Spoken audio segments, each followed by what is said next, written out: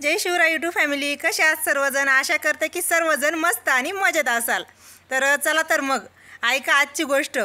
तर गोष्ट अशी आहे बघा, एका गावामध्ये एक म्हातारी होती आणि तिला एक मुलगा होता आणि एक सून होती आणि त्यांचा संसार एकदम सुखाने चालू होता। पण मुलाने विचार केला की आपण आपलं आता नवीनच लग्न झालं आणि काही दिवसांनी आपल्याला भरपूर पैसे लागतील, तर मी बाहेर कामासाठी जातो। तो कामाच्या शोधासाठी बाहेर गेला, पण त्याने जाण्या अगोदर काय केलं माहिती आहे का, एक जाईचं रोपटं अंगणामध्ये लावलं आणि तो गेल्याच्या नंतर जवळपास त्याला 10-15 वर्ष झाले असतील। म्हणजे ते जाईचं झाड एवढं मोठं झालं होतं आणि खूप दिवस झाले त्याला रिटर्न यायला, आणि आला तर त्यावेळेस बायकोची आणि त्याची ओळखसुद्धा नव्हती राहिली, एवढे दिवस झाले होते।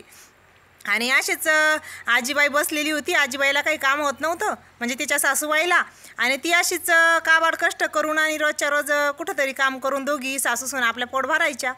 आणि मग काय झालं, एक दिवस तो अचानक आला आणि तो अचानक आल्याच्या नंतर म्हणे, आई मला पुढं का जायचं आहे म्हणे का गावाला, पण मी थांबू का आजचे दिवस तुमच्या इथं, मला खूप भूक लागली। ती म्हणे ठीक आहे बाबा थांब। थांबला तर म्हणे, मला जेवायला ना तुझ्या सुनाला पोळी भाजी करायची सांग ना। ती म्हणे सांगते बाबा बघते, पण सुनाला सांगितलं पोळी भाजी कर, तिने सांगितलं मी करणार नाही। त्याने सांगितलं आजी आई मी ना एक सोन्याची मोहर देतो म्हणे तुम्हाला, आणि मग सांगा पोळी भाजी बनवायला। म्हणे ठीक आहे। ती म्हणे अगं बाई ऐक, तो आपल्याला एक सोन्याची मोहर देईन तर आपण 1 वर्षभर बसून खाऊ। तर ती म्हणे ठीक आहे। मग ती पोळी भाजी देती, त्याला वाढवून देती, त्याला जेवायला देती। जेवण होतं आणि तो म्हणतो आजीबाई तुमच्या सुनाला सांग की मला बिछाना वगैरे इथं तुमच्या झाडाखाली मस्त जाईचं झाड आहे, तिथं मला आहे ना बिछाना वगैरे टाकून दे, म्हणजे बाज असायची ती टाकून दे। तिने सांगितलं नाही जेवण वगैरे झालं, इथून निघायचं, इथं अजिबात थांबायचं नाही। तो म्हणे अगं तसं नाही, मी तुम्हाला अजून एक मोहर देतो आणि बघा मग आता काय करता। तिने सांगितलं म्हातारी म्हणे ठीक आहे, थांबू दे बाई, दे त्याला बिछाना तर टाकून दे, सांगतं तुला कुठं जड काम आहे, दे बाज टाकून दे, त्याला आथरून टाकून दे आणि थांबून दे। आजच्या दिवसभर थांबा आणि संध्याकाळच्या वेळेस तो चालल्या जाईन। तो म्हणे हो जाईल म्हणे मी, आणि एक सोन्याची मोहर पुन्हा घेते आणि ती त्याला बिछाना वगैरे टाकून देती। म्हणे आजीबाई मी ना खूप थकलोय म्हणे, एक झोप झाली की मी जाणार आहे, फक्त तुझ्या सुनेला सांग की माझे पाय दाबून द्यायचे। तिने सांगितलं नाही बाई मी याचे पाय नाही दाबणार, आता तुम्ही काही पण सांगा आत्याबाई, पण मी याचे पाय काही दाबून देणार नाही। तो म्हणे मी तुम्हाला अजून एक सोन्याची मोहर देतो। तिने सांगितलं अगं बाई ऐक, माझा मुलगा कधी येतो आणि कधी नाही, देयाचे पाय चेपून, आणि मग आपण बघ ना किती दिवस आपल्याला हे सोन्याच्या मोहरा उपयोगी येईल। ती म्हणे ठीक आहे आत्याबाई बसा तुम्ही, ते देते मी पाय दाबून।